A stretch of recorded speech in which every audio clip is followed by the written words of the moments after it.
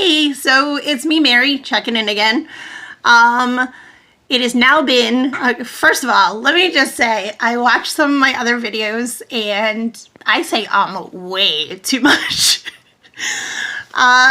See? Look at that. So it's now been over 2 years that I have not been teaching. I am learning day to day what I can and cannot do. Nothing is perfect. What works one time doesn't work the other, or it does and then it doesn't. I saw another doctor just recently, and my primary care now says I don't have POTS, even though I have the symptoms of POTS. I failed the tilt table test. So I'm like, oh, well, that's really funny because I have all the symptoms and I still feel like I'm in a faceplant, but I don't have it. Okay. I have now been refused twice from disability. I finally now have put in for a hearing. Still haven't heard back yet. So, and that's just another whole story. I could go on and on and on. But, so yeah, I still am without any disability, been out of work for 2 years. Thank God for my husband, who works his butt off. I'm so fortunate to have him. Listen to the ums, seriously. Brain fog. Let's just blame it on brain fog. Because I know I have that. So today's a rough one. It is. I did get out though, and I sort of kind of put makeup on. I did cut my hair. I don't know if I said that in any of my other videos because again, brain fog. There you go.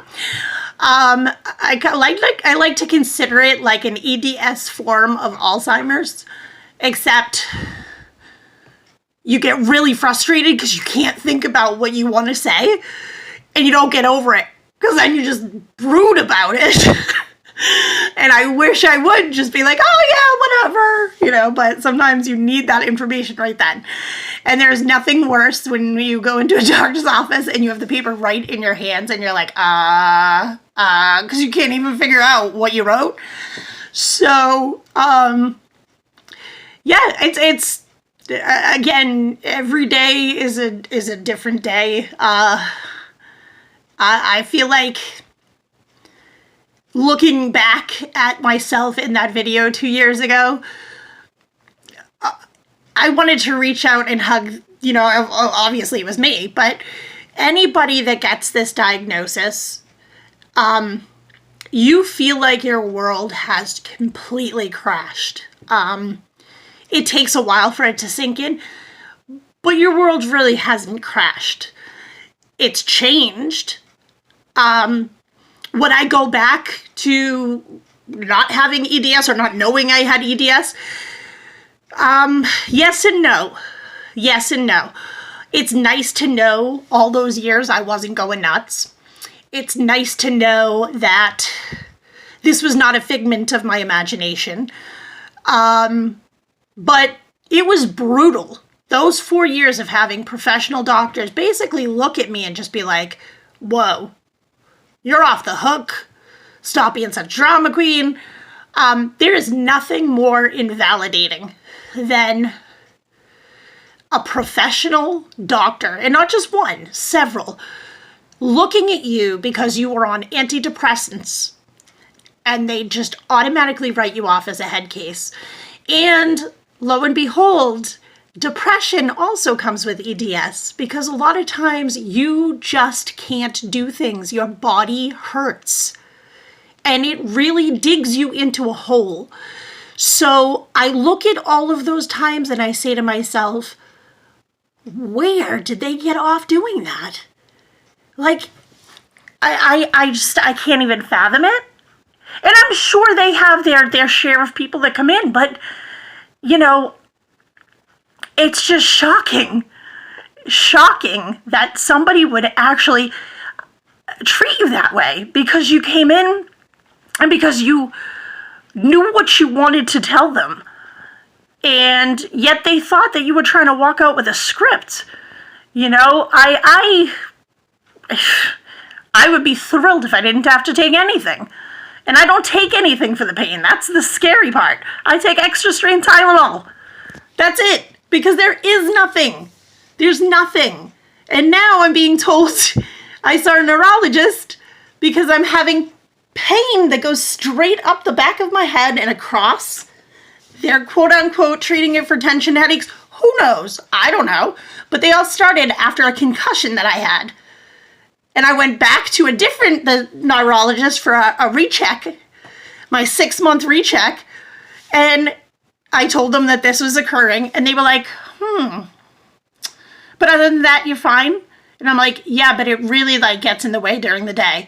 Well, are you on anything? I said, well, I take extra strength Tylenol, but I only do that when I really have to because otherwise it messes with your stomach. I don't want to take too much of that. Oh, I see that you're on this medicine and this medicine and this medicine. Mm-hmm.